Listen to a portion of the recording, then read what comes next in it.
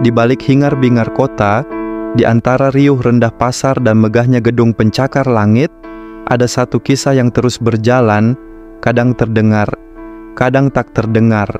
Kisah tentang mereka yang datang dari jauh, tapi menetap di sini, dan membentuk bagian tak terpisahkan dari tanah bernama Indonesia. Kita sering mendengar pertanyaan yang sama, diucapkan pelan tapi penuh rasa penasaran. Kenapa ya? Banyak orang Tionghoa di Indonesia yang pintar-pintar dan sukses. Apakah ini warisan genetik? Apakah karena koneksi? Atau karena sesuatu yang lebih dalam, lebih sunyi dan lebih manusiawi? Dalam naskah ini, kita akan menyelami sejarah, budaya, dan nilai-nilai yang membentuk mereka. Tidak untuk mengagungkan, tidak pula untuk menggeneralisasi, tapi untuk memahami. Karena hanya dari pemahaman, lahir empati, dan hanya dari empati, lahir bangsa yang benar-benar bersatu. Perjalanan ini dimulai jauh sebelum Indonesia disebut Indonesia, ketika Nusantara masih berupa kerajaan-kerajaan maritim yang makmur dari rempah dan pelabuhan. Pedagang-pedagang dari Tiongkok telah berlayar jauh ke selatan. Mereka bukan penakluk, mereka tak membawa bendera kekuasaan. Mereka hanya membawa barang dagangan, harapan, dan keberanian. Di atas perahu kecil, mereka melintasi samudera, bukan untuk menjajah, tapi untuk bertahan. Mereka tiba di pesisir Sumatera, Kalimantan, Jawa, bahkan Sulawesi. Sebagian menetap, sebagian kembali. Tapi bagi yang tinggal, keputusan itu bukan akhir, melainkan awal dari sebuah perjuangan panjang. Di masa kolonial Belanda, masyarakat Tionghoa diatur dengan sistem segregasi sosial. Mereka bukan pribumi, tapi juga bukan golongan Eropa. Mereka diklasifikasikan sebagai Vreemde Oosterlingen, orang timur asing. Status ini menempatkan mereka di posisi yang unik, namun juga rentan. Tidak boleh memiliki tanah, terbatas akses ke pendidikan negeri. Tapi mereka tidak diam. Dari keterbatasan, mereka membentuk sistem pendidikan sendiri. Sekolah-sekolah Tionghoa lahir di berbagai kota. Di sana, anak-anak belajar membaca, menulis, berhitung, dan lebih dari itu, mereka belajar harapan. Ketika tidak bisa menjadi pemilik tanah, mereka menjadi pedagang. Ketika tak bisa masuk birokrasi, mereka menciptakan struktur sosial dan ekonomi sendiri. Dunia tidak membuka banyak pintu bagi mereka, maka mereka belajar membuat kunci. Nilai-nilai yang ditanamkan dalam keluarga Tionghoa tidak hanya tentang uang.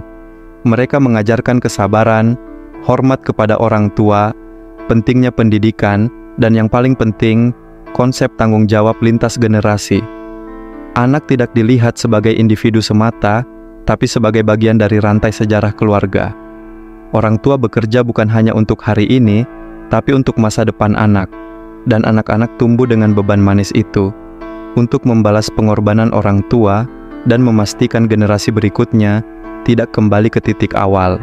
Konsep tidak boleh menyusahkan orang lain menjadi prinsip hidup. Miskin boleh, tapi jangan kehilangan harga diri. Sulit boleh, tapi jangan berhenti.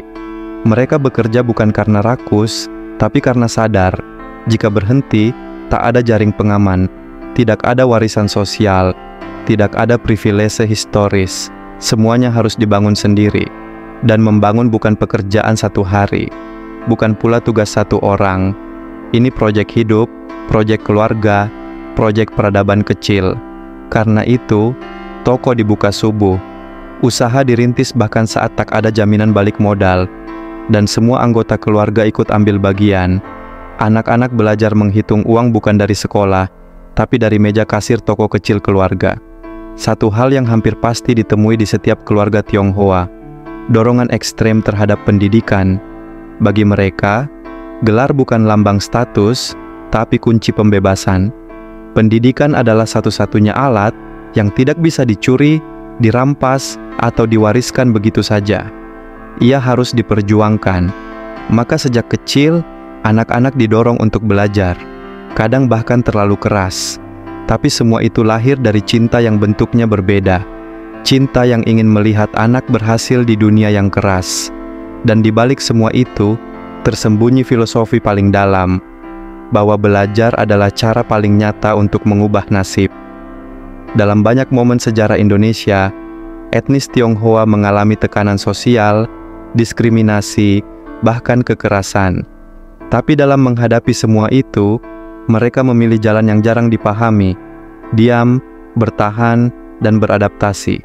Mereka belajar bahwa bertahan bukan berarti menyerah, tapi memahami kapan harus bicara dan kapan harus bekerja dalam sunyi. Dalam filosofi diam ini, tersembunyi kebijaksanaan, bahwa kekuatan sejati bukan pada suara yang keras, tapi pada hati yang teguh dan tangan yang tetap bekerja meski dicaci. Satu kekuatan yang sering luput dilihat adalah jaringan internal komunitas Tionghoa. Dari koperasi kecil, asosiasi dagang, hingga yayasan sosial, mereka membangun sistem penopang yang solid. Ketika bank tak mau memberi pinjaman, mereka pinjam dari sesama. Ketika akses ke pasar ditutup, mereka ciptakan pasar sendiri. Ini bukan nepotisme, tapi bentuk dari solidaritas minoritas yang tahu bahwa jika tidak saling bantu, tak ada yang akan membantu.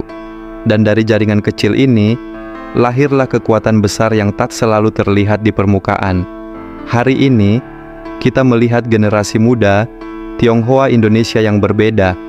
Mereka tumbuh dengan dua identitas, sebagai bagian dari budaya Tionghoa, tapi juga sebagai warga Indonesia yang sepenuhnya. Mereka mendengarkan K-pop, makan nasi Padang, dan berdoa di kelenteng atau gereja.